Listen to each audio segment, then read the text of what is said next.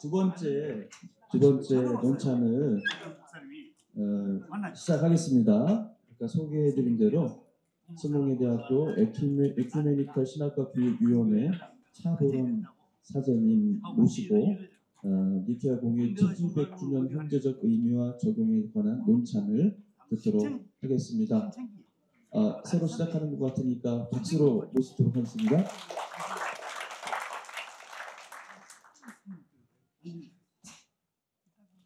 우리 존경하는 교수님들을 먼저 읽을 수 있는 기회를 주셔서 감사를 드리고, 또 이렇게 연락해 주시고 초대해 주신 최 목사님께 감사를 드립니다. 그리고 이렇게 학교에서 오는 길에 읽어보았는데요, 우리 에피파니우스 수사님의 글을 통해서 많은 배움과 또 통찰을 얻게 되었습니다.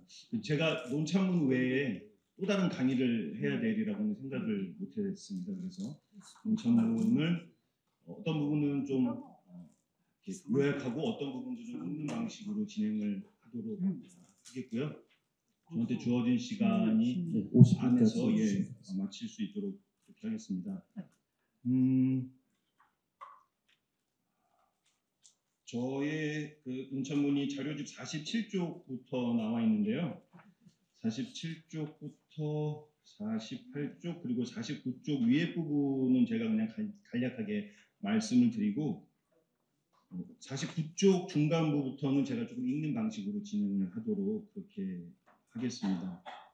아까 백 교수님께서 종교개혁 500주년보다 니케아 신경 1700주년에 우리 한국교회가 신경을 기념하고 또 연구하는 자리가 조금 더 조용한 것이 아닌가라고 하시는 말씀을 해주셨는데요. 그런 의미에서도 더 교수님의 논문과 이런 자리가 의미가 있지 않나 그런 생각을 해보게 됩니다. 그래서 한국교회가 보편교회의 일원으로서 니케아 신경과 공의에 대해서 응답한다고 하는 점에서 교수님의 논문이 기념비적인 논문이 될 수 있고, 또 앞으로 그리스도교, 한국 그리스도교는 어떠한 교회일치의 방향으로 나아가야 할 것인가라고 하는 점을 제시한다는 점에서 또 이정표와 같은 논문이라고 생각을 하고, 많은 자료가 없지만 이 논문을 통해서 우리가 앞으로 계속 논의를 이어나갈 수 있는 그런 기초가 되지 않을까 생각을 해보게 됩니다. 우리 교수님의 논문은 세 가지의 주요 내용을 가지고 있는데, 첫 번째는 니케아 신경, 그리고 특별히 그리스도론과 삼위일체론이 우선적 위치 그리고 형성적 역할, 이 두 가지를 감당해야 된다라고 하는 점을 강조해 주셨고요. 그 다음에 교회의 네 가지 고전적 표지들, 일치성, 거룩성, 사도성, 보편성, 이것을 더 깊이 적용할 것을 요청을 하셨습니다. 그리고 삼위일체론과 교회론의 연결성에 대해서 굉장히 강조를 해주셨고, 이러한 삼위일체 중심의 교회론이 앞으로 현대 교회일치 운동의 중요한 초석이 될 수 있을 것이라고 기대를 해보게 됩니다. 교수님께서 처음에 여러 가지 세계 교회의 보편교회 차원에서 니케아 공의와 신경에 대해서 기념하는 학술대회와 행사를 말씀을 해주셨고, 자료집 뒤에도 많이 나와 있지만 제가 여기 자료집에 48페이지부터 49페이지에 쓴 내용은 잉글랜드 성공회의 신학교 중에 하나인 성 멜리투스 신학교에서 이어지고 2027년까지 이어지고 있는 니케아 신학 혹은 니케아 신경에 대한 프로젝트를 간략하게 언급을 했습니다. 지난 캔터베리 대주교인 로안 윌리엄스와 그와 함께 살고 있는 제인 윌리엄스를 중심으로 해서 이루어지고 있는 프로젝트고요. 그리고 이제 당연히 로마에서도 여러 가지 다양한 학술 대회가 진행이 되고 있습니다. 아까 여기 인사를 해주셨는데요. 아신대학교 김학범 교수님께서 4월에 로마에서 열린 니케아 신경 학술 대회에서 니케아 신경과 관련해서 그리스도론과 삼일체론에 관련해서 논문으로 발표를 해주셨습니다. 제가 이어서는 49페이지부터는 조금 읽는 방식으로 논찬을 진행을 하고 싶은데요. 2018년에 그 케임브리지 대학교에서 은퇴하셨던 성공의 조직신학자 세라 코클리가 제12회 언더우드 국제강연자로 세문안교회 그리고 또 제가 전해 듣기로는 연세대학교하고 장로연신학대학교에서도 강연을 하신 걸로 알고 있고, 우리 또 백주영 교수님께서 그 세라코클리 강연집을 번역하신 걸로도 제가 전해 들었는데요. 그 세라코클리의 그러니까 한국 교회를 향해서 제안했던 내용들, 시간이 벌써 이게 7년이 지난 내용인데 이 내용들을 오늘 백주영 교수님의 논문에서 제가 배운 점들을 생각하면서 조금 그 코클리 신학 통찰의 일부분을 포함을 시키고자 하고 있습니다. 저의 논차는 삼위일체론에 대한 것들이 한두 가지가 있고요. 그 다음에 교회론에 대한 부분들이 또 한두 가지가 존재를 합니다. 제가 언급하고 싶은 삼위일체론에 대한 백주영 교수님의 글 중에서 제가 관심했던 부분들은 이제 한국 신학계에서 삼위일체론을 토착화 신학의 방법으로 다시 한번 전유했었던 그 시도에 대한 저의 생각들입니다. 이제 삼위일체론의 풍성한 의미를 파악하고 시대에 적합한 새로운 표현들을 추구하는 부분에서 언급한 내용인데요. 49페이지 중간에 보면 그 삼위일체 흔적 혹은 삼위일체 모상이라고 하는 용어로 번역을 해주셨던 삼위일체 흔적 모상을 탐구하는 한국 토착화 신학의 한 경향에 대한 저의 간략한 생각입니다. 이제 앞으로 삼위일체론을 니케아 신경으로부터 흘러나오는 삼위일체론을 한국 교회가 어떻게 사유하면 좋을지에 대한 저의 작은 제안이라고 생각해 주시면 좋겠습니다. 다양한 비유럽 또 비영미 문화권의 신학자들이 각자 자기 문화의 이념과 신화적 체계 안에서 마치 삼위일체와 유사하게 보이는 삼중, 삼분, 삼각의 세계관과 사유구조와 논리구조를 찾아서 이를 삼위일체의 흔적 혹은 모상으로 이해하려고 합니다. 하지만 지상적 실제의 삼중관계 및 구조와 신적 실제의 삼중관계의 구조 사이의 유비를 찾아서 세계 안에서 삼위일체의 흔적을 발견하려는 이러한 방식이 그리스도교의 삼위일체론의 핵심과 얼마나 가까운지에 대해서는 조금 비판적으로 질문해 볼 필요가 있지 않을까 생각합니다. 예를 들어서 본 논문이 언급하고 있지는 않지만 신학의 역사에서 삼위일체의 흔적 혹은 모상 개념을 사용한 가장 대표적이고 유명한 아우구스티누스의 삼위일체론에 등장하는 이른바 심리적 유비에 대한 해석이 좋은 예가 될 수 있으리라고 생각을 합니다. 다른 번역으로 하면은 정신활동의 유비 이렇게 번역을 할 수 있는데요. 이 정신활동의 유비는 사실 인간 정신구조의 기억, 이해, 의지의 삼중관계 그 자체에서 성부, 성자, 성령의 삼위일체의 흔적을 발견하려는 시도와는 좀 거리가 있습니다. 아우구스티누스에게 삼위일체의 흔적은 항상 삼위일체 하느님의 형상과 함께 이해되어야 한다는 것입니다. 다시 말해서 인간 영혼 안에 새겨진 삼위일체의 흔적, 즉 기억과 이해와 의지라는 인간 정신활동 자기네 삼중계기는 삼위일체 하느님의 사랑에 의해 촉발되어 인간 영혼 안에서 활동하는 하느님을 향한 갈망, 즉 삼위일체의 형상 안에서만 자기의 운동성을 발견하기 때문입니다. 인간 안에 있는 삼위일체의 형상은 인간 존재와 그 영혼의 근원이신 바로 그분을 향한 갈망, 그분을 향해 나아가는 마음의 운동입니다. 인간의 자기 기억, 자기 이해, 자기 사랑은 하느님을 기억하고 이해하고 사랑하도록 부름받습니다. 삼위일체의 형상은 하느님을 기억하고 이해하고 사랑하는 인간 영혼의 갈망 안에서 드러나는 것입니다.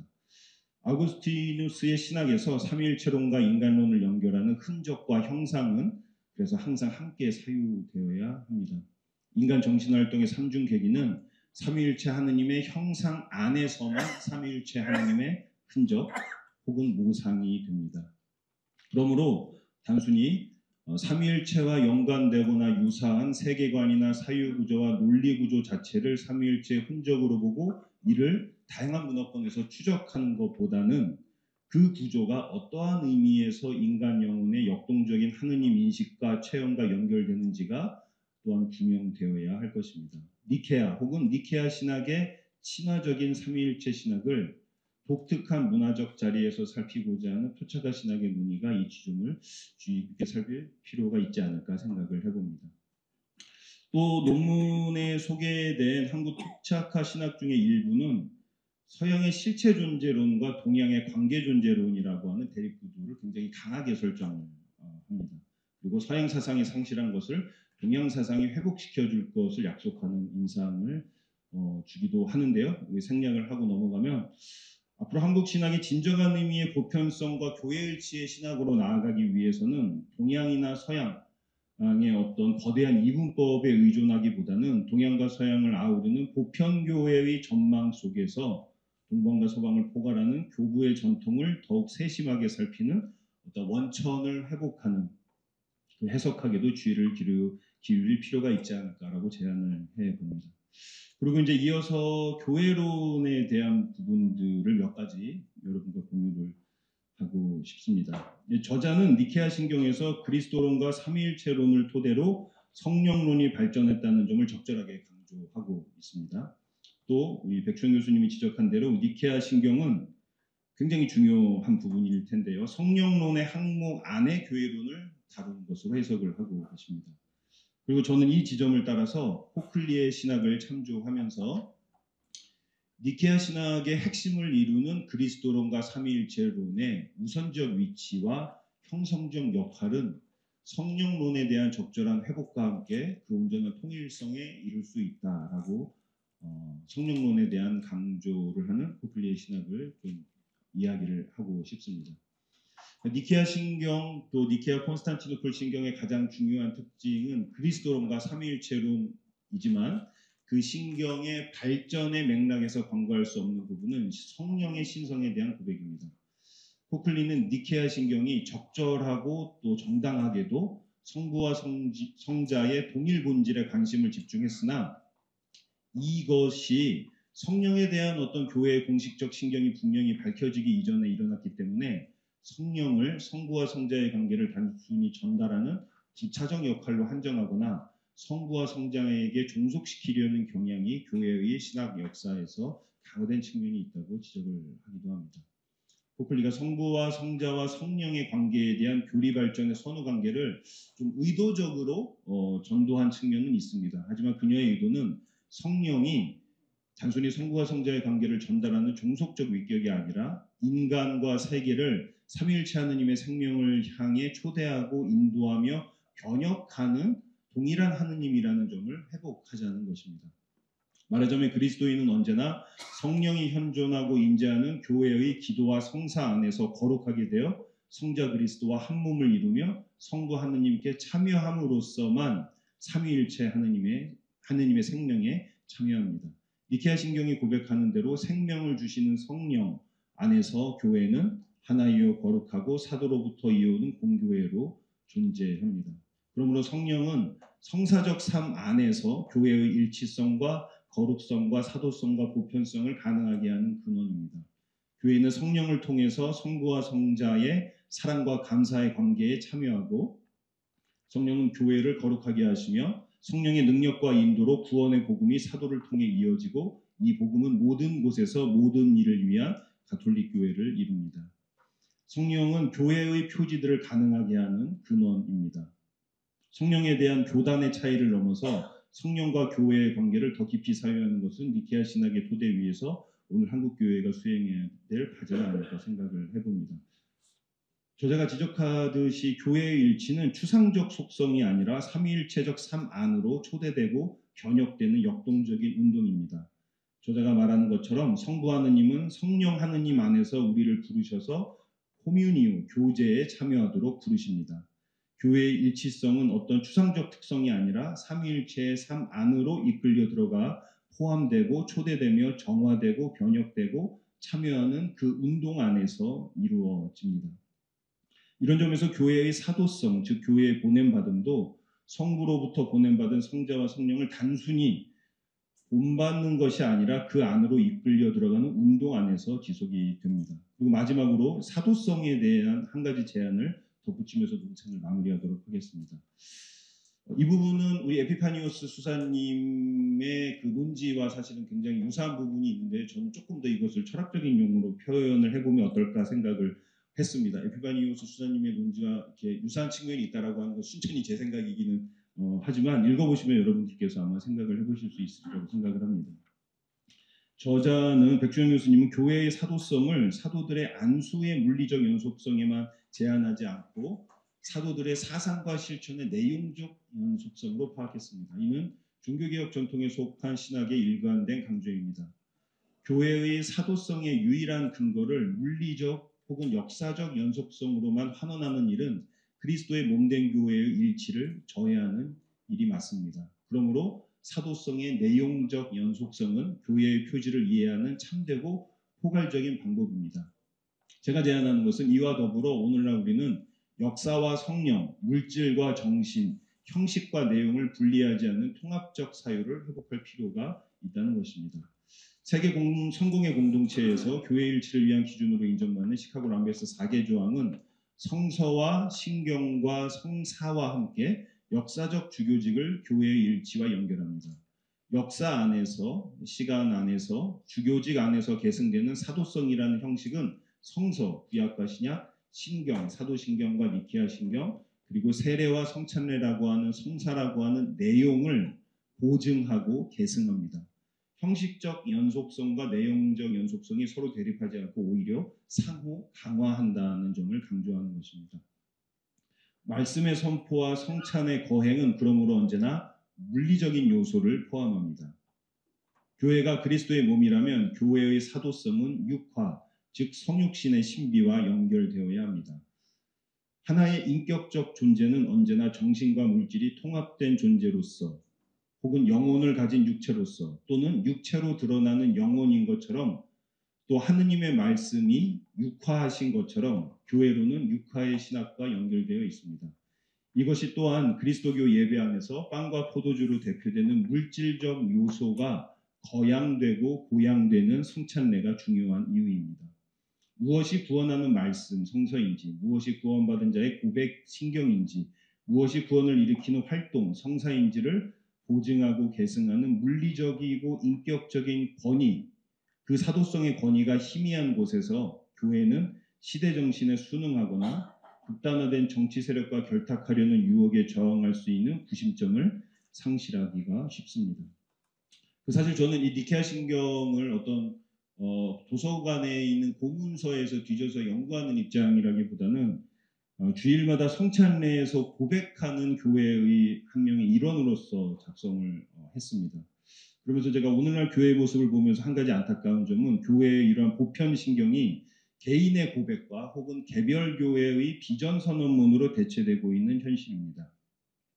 올해로 폐막 60주년을 맞이하는 제2차 바티칸 공의회의 사목헌장 기쁨과 희망이 말하는 대로 교회는 언제나 이 세계 안에 존재하고 세계와 더불어 살아가며 활동합니다. 그리고 세계가 위기에 처할 때마다 세계를 향해 지속적으로 예수 그리스도의 복음을 선언하도록 교회의 신앙을 보호하고 회복하며 쇄신하는 역할은 바로 보편 신경의 몫입니다. 그러므로 니케아 신경은 모든 인간적 정치적 오해와 질투와 음모와 욕망과 폭력의 우여곡절 속에서도 하느님이 영원한 구원의 선물을 세계를 향해 선사하시고 여전히 선사하신다는 보편교회의 고백입니다.